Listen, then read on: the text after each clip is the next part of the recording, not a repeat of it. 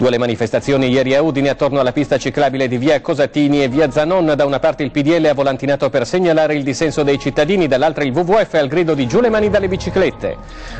Le polemiche che da qualche giorno tengono banco a Udine in merito alla pista ciclabile di via Cosatini e via Zanon hanno dato vita questo pomeriggio a due diverse manifestazioni.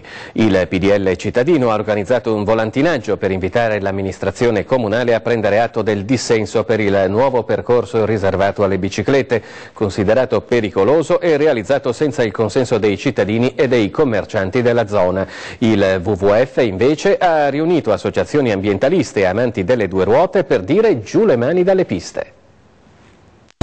Da un lato il WWF e altre associazioni ambientaliste che manifestano a difesa delle piste ciclabili, dall'altro il PDL cittadino, cui si sono aggiunti diversi commercianti della città, a dire che la pista ciclabile di via Zanon, via Cosatini, così come pensata, non va bene ed è pericolosa. Così le varie anime della città dicono la loro rispetto al discusso tema delle piste ciclabili.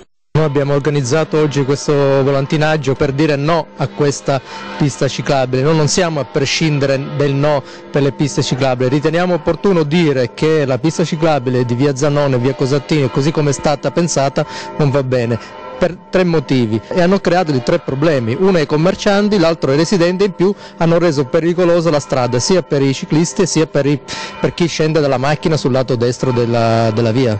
Voi contate su un ripensamento da parte dell'amministrazione? Noi crediamo che bisogna ascoltare sia i cittadini sia i commercianti e crediamo ad un ripensamento o almeno un miglioramento della pista. Giù le mani dalle ciclabili, con questo slogan il WWF scende in piazza per sostenere le piste ciclabili in città, un'iniziativa a cui aderiscono anche altre associazioni ambientaliste e cittadine.